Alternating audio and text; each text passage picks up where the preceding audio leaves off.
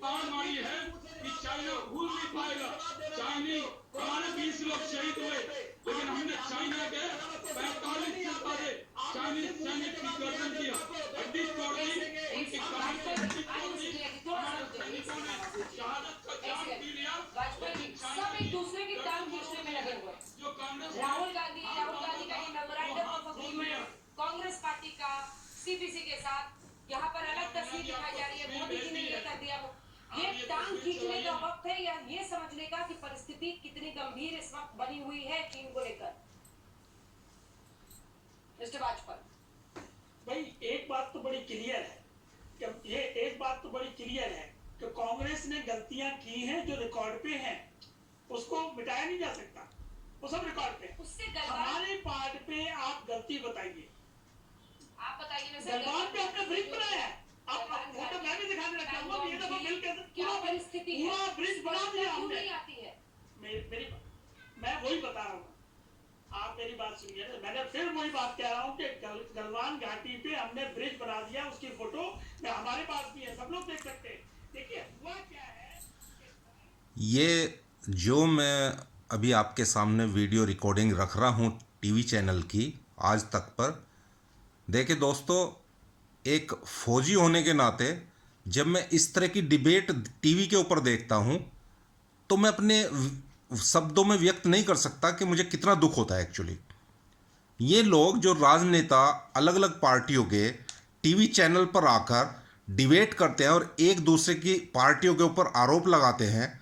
For example, अगर मैं इस डिबेट की बात करूं तो इसमें एक तरफ बैठी हैं कांग्रेस की प्रवक्ता, दूसरी तरफ बैठे हैं शाहनवाज खान जो बीजेपी के प्रवक्ता हैं, एक तरफ बैठी हैं कांग्रेस की प्रवक्ता और दूसरा समाजवादी पार्टी के भदौरिया साहब। क्या डिबेट कर रहे हैं? इनका कहना है, एक बोलता है कि हमने सन 62 की बात मत कीजिए, हम सन 67 में हमने चाइना को मारा, फिर 71 की बात करते हैं। दूसरी तरफ ये आरोप लगाते हैं आज की वर्तमान सरकार जो मोदी जी की है कि आपने क्या किया, अपने सैनिकों को मरवा दिया, शहादत दिलवा दी। मुझे समझ में नहीं आता ये लोग बोल क्या रहे हैं। इन लोगों को क्या इतनी अक्ल नहीं है कि जो भारतीय सेना वहां पर एलएसी पर लगी हुई है, ना तो उसमें कोई बीजेपी की सेना है, ना कोई कांग्रेस की सेना है, पूरे देश की सेना है। और उस देश की सेना में ना कोई हिंदू है, ना कोई मुस्लिम है, ना कोई क्रिश्चियन है, ना कोई यादव, अलग अलग जातियों के हैं, उनमें सब राष्ट्रीय सैनिक है। और दूसरी बात यह कि इन्होंने क्या किया और उन्होंने क्या किया वाली बात ही नहीं आती। भारतीय सेना वहां लगी हुई है, चाइना के सामने डटी हुई है। चाइना के लोग गलवान घाटी में घुसने की कोशिश कर रहे थे, 15 जून के आसपास की घटना है।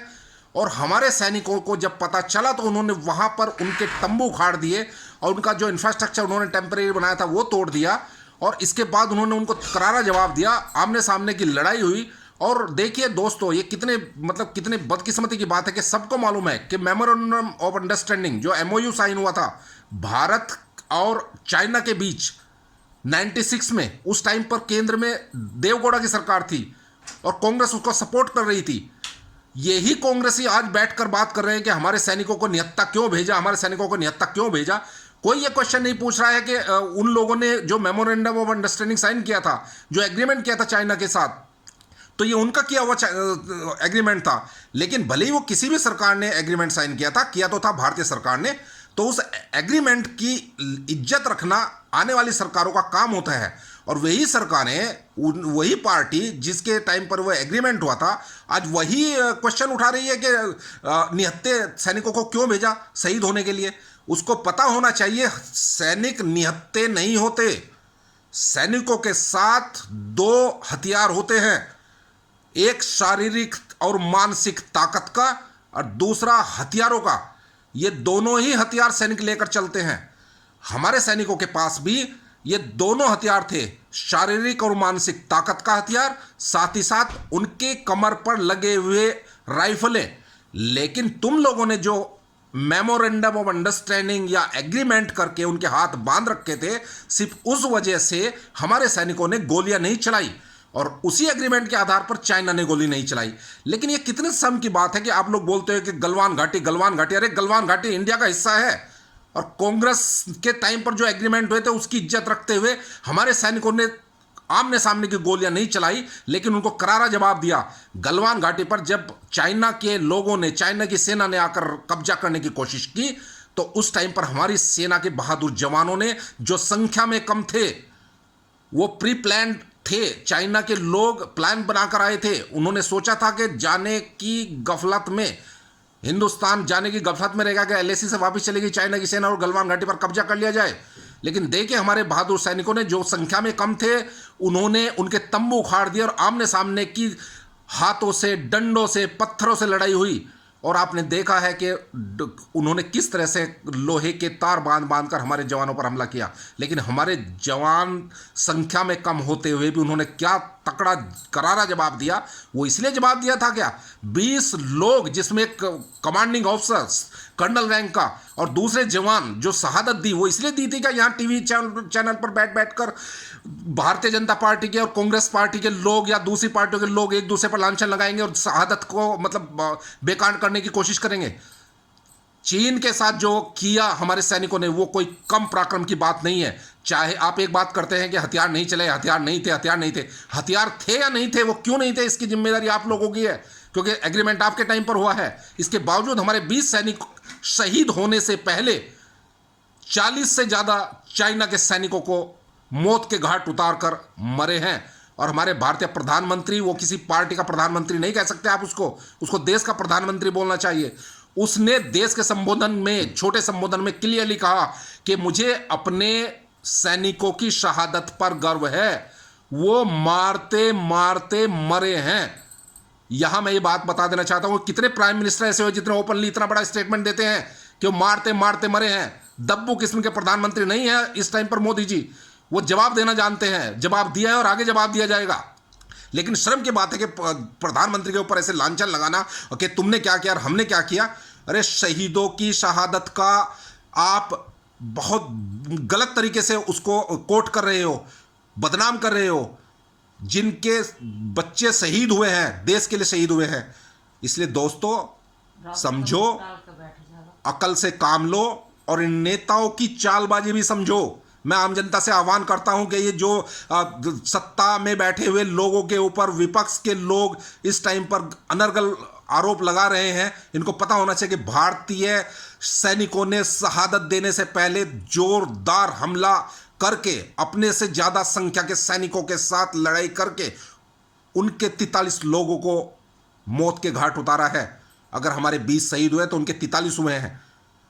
तो ये अच्छा नहीं लगता कि टीवी डिबेट पर आकर कांग्रेस या दूसरी विपक्षी पार्टियां हमारी सरकार के ऊपर क्वेश्चन उठाएं। ये टाइम किसी सरकार को कमजोर करने का नहीं है।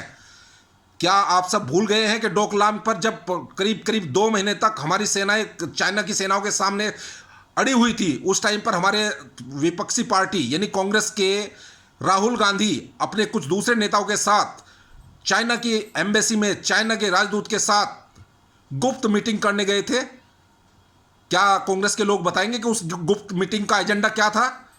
अभी एजेंडा पूछ रहे हैं ना भारतीय जनता पार्टी से कि तुम्हारा क्या एजेंडा था, तुम्हारा क्या एजेंडा था। मैं पूछता हूं, मैं एक भूतपूर्व फौजी ओम सिंह राणा आपसे क्वेश्चन करता हूं, कांग्रेस आप बताइए कि आपका एजेंडा क्या था जब डोकलाम पे हमारी सेनाएं उनकी सेनाओं के साथ आमने सामने मुक्केबाजी बिना हथियारों के, तब भी एग्रीमेंट था। जब झगड़ा कर बढ़ रहा था, छातियां मार मार कर एक दूसरे को गिरा रहे थे, आमने सामने डटे हुए थे करीब 50 दिन तक, तब तुम्हारे कांग्रेस के राहुल गांधी क्या कर रहे थे चाइना के राजदूत के साथ?